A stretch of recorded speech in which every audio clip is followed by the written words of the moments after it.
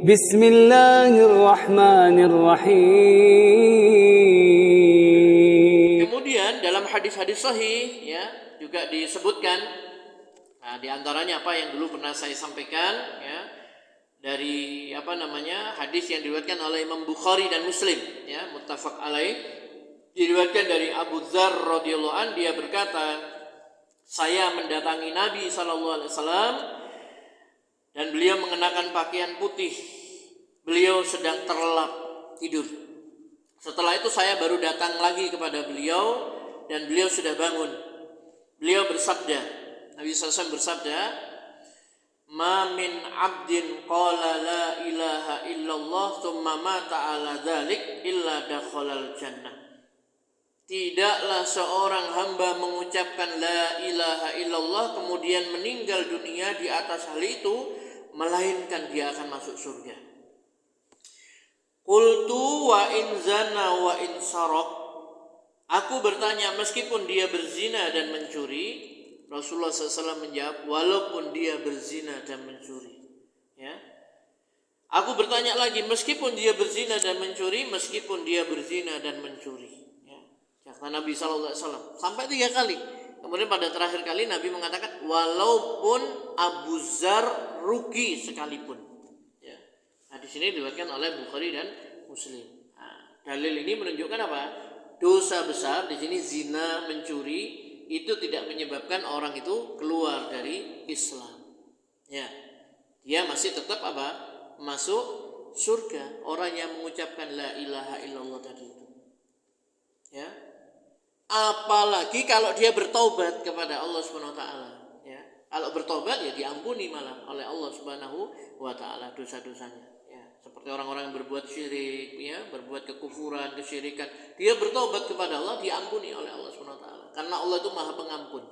Allah itu Maha menerima taubat. Dan Allah senang kepada orang-orang yang bertobat, ya.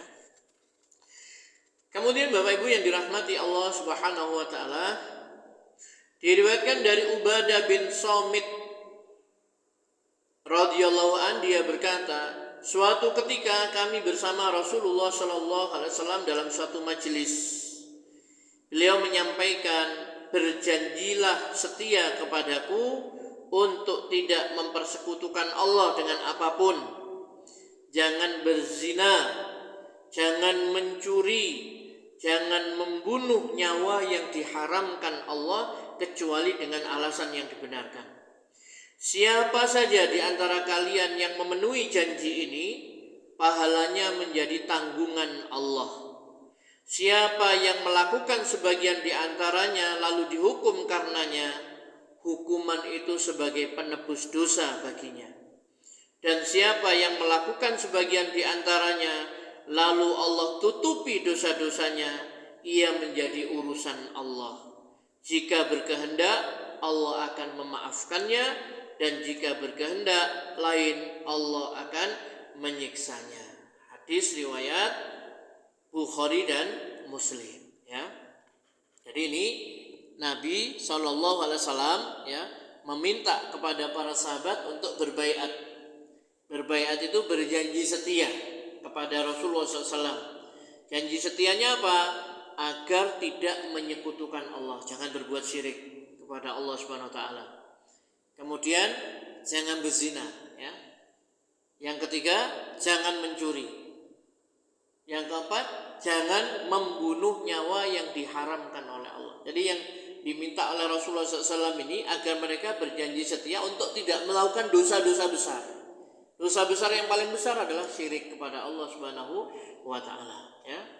Termasuk dosa-dosa besar yang lain yang disebutkan oleh Nabi, jangan sampai berzina, jangan mencuri, jangan membunuh, ya.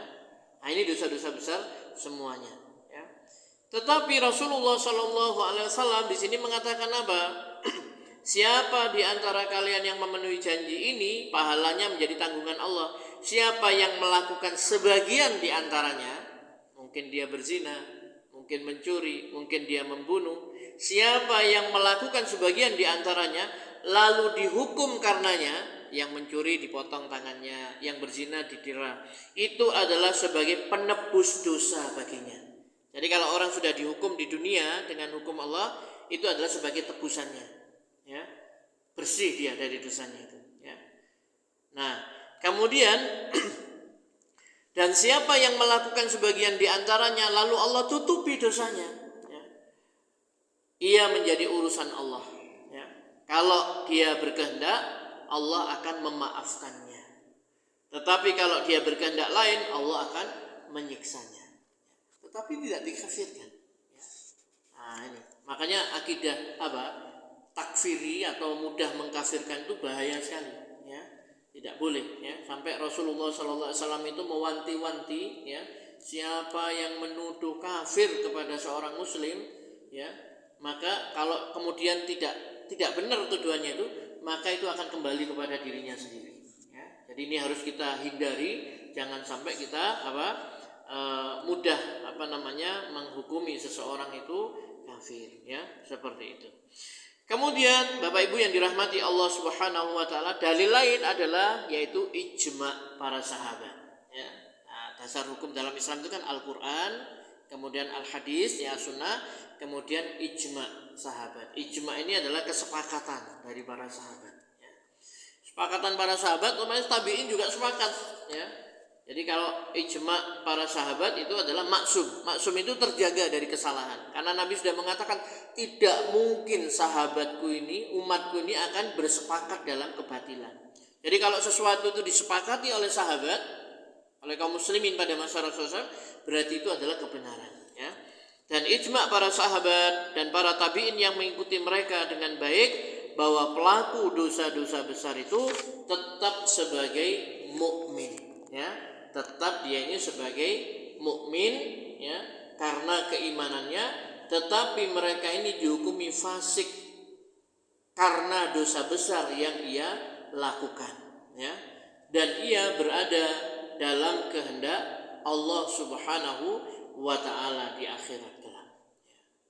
Jadi dia ada dalam kehendak Allah Subhanahu wa taala, ya, begitu. Nah, kecuali kalau dia bertobat, ya, bertobat atas dosa-dosanya, maka dia adalah orang yang baik keimanannya, ya. Jadi orang misalnya habis melakukan dosa besar, kemudian dia menyesal, dia meninggalkan dosa besarnya itu, kemudian dia minta ampun, kembali kepada Allah, bertobat kepada Allah SWT, maka dia ini termasuk orang yang baik keimanannya, ya. Itu yang dimaksud tadi adalah orang-orang yang berbuat dosa, kemudian dia belum bertobat, kemudian dia meninggal